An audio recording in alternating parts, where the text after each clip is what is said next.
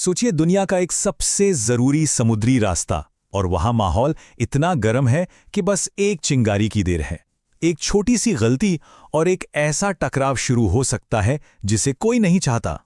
और इसी माहौल में एक तैरता हुआ किला, जी हां, एक पूरा का पूरा किला जो एक सेना को लेकर चल रहा है, वो ईरान की तरफ बढ़ रहा है।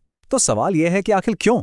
और यही सवाल हमें इस पूरे संकट की जड़ तक ले जाएगा। तो आइए इस उलझे हुए मामले को एक एक करके सुलझाते हैं। सबसे पहले देखेंगे कि अमेरिका क्या तैयारी कर रहा है, फिर इन तैरते हुए किलों के अंदर झांकेंगे। इसके बाद समझेंगे कि ईरान का जवाब क्या है, देखेंगे कि बाकी दुनिया इस खेल में कहाँ खड़ी है, और आखिर में सबसे बड़ा सवाल, क्या हम सच में एक युद्ध के मुहाने पर हैं?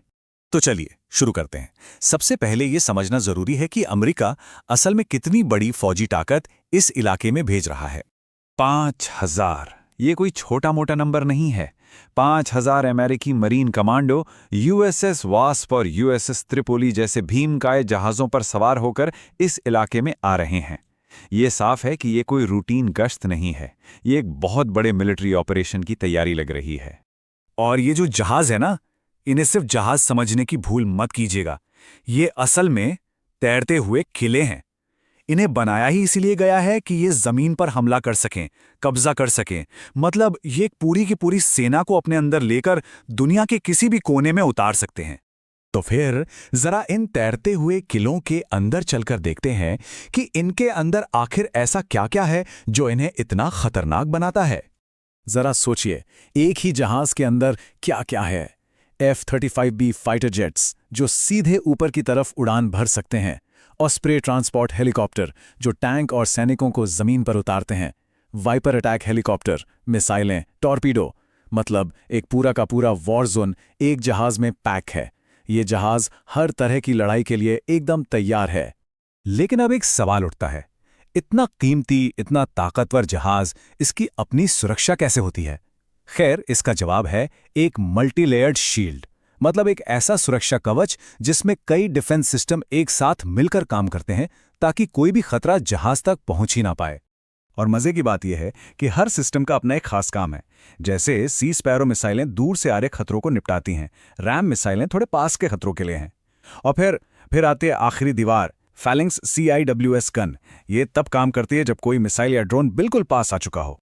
6,000, 1 मिनट में 6,000 राउंड। अंदाजा लगाइए, ये जो फैलेंक्स गन है, ये 1 मिनट में इतनी गोलियां फायर करती है। ये तो हवा में जैसे एक लोहे की दीवार खड़ी कर देती है। इससे बचकर निकलना लगभग नामुमकिन है। ठीक है, तो अब तक हमने अमेरिका की ताकत देखी। अब बिसात के दूसरी तरफ चलते हैं और देखते हैं ईरान की चाल क्या है। और ये बहुत ही चालाकी भरी है। देखिए, ईरान जानता है कि वो अमेरिका से आमने सामने की लड़ाई में नहीं जीत सकता। तो उसने क्या किया? उसने खेल के नियम ही बदल दिए। ये असल में 2 अलग अलग फिलॉसफी की लड़ाई है। एक तरफ है अमेरिका की जबरदस्त ताकत, उसके अरबों खरबों डॉलर के हाईटेक हथियार, और दूसरी तरफ है ईरान की एसिमेट्रिक रणनीति। मतलब वो सीधे ताकत से नहीं लड़ता, बल्कि इन्हीं महंगे हथियारों की कमजोरियों को निशाना बनाता है। और ये इसका एक बेहतरीन उदाहरण है। एक F-15 जैसे एडवांस फाइटर जेट को कैसे गिराया गया। एक बहुत ही सिंपल लेकिन शानदार तरीके से। जेट का इंजन बहुत गर्मी फेंकता है ना। ईरान ने बस एक ऐसी मिसाइल दागी जो गर्मी का पीछा करती है। पायलट ने उसे चकमा देने के लिए फ्लेयर्स छोड़े, लेकिन मिसाइल इतनी स्मार्ट थी कि उसने छोटे फ्लेयर्स को इग्नोर किया और सीधा जेट के बड़े इंजन से जा टकराई। सिंपल लेकिन असरदार।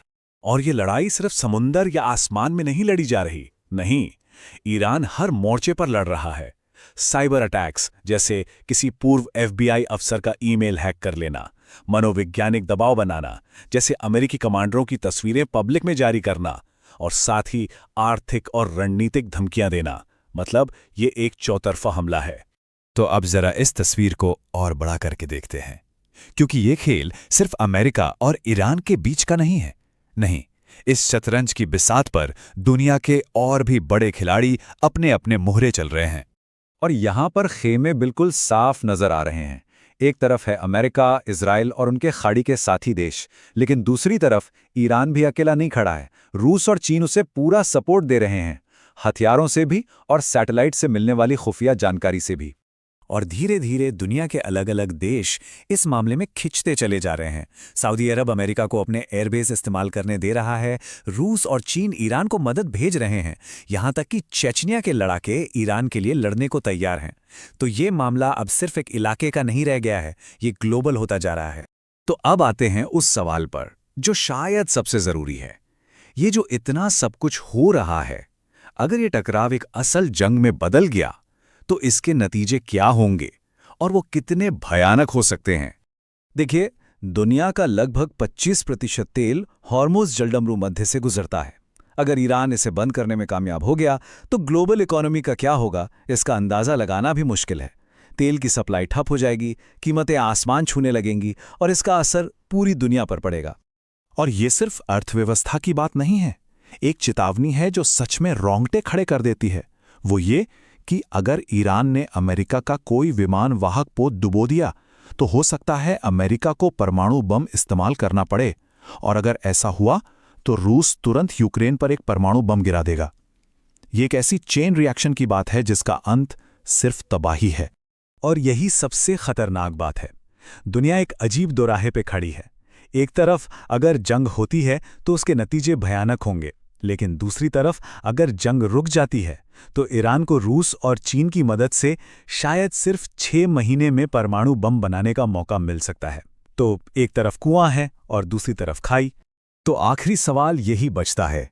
एक तरफ पूरी दुनिया की अर्थव्यवस्था दांव पर लगी है, दूसरी तरफ न्यूक्लियर वॉर का खतरा मंडरा रहा है। इस हाई स्टेक गेम में पहले पलखें कौन झपकाएगा, पहले कौन पीछे हटेगा? इसका जवाब जो भी हो, सच तो यह है कि पूरी दुनिया ने अपनी सांसें थाम रखी हैं।